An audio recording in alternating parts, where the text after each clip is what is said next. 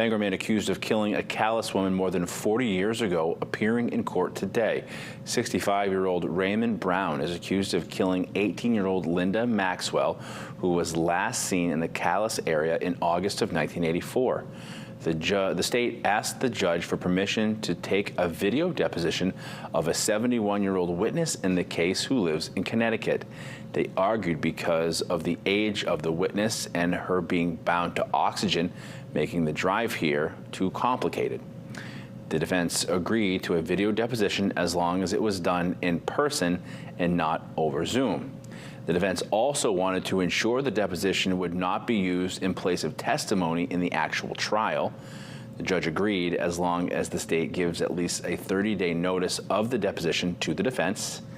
Jury selection in Brown's trial is set for October 1st.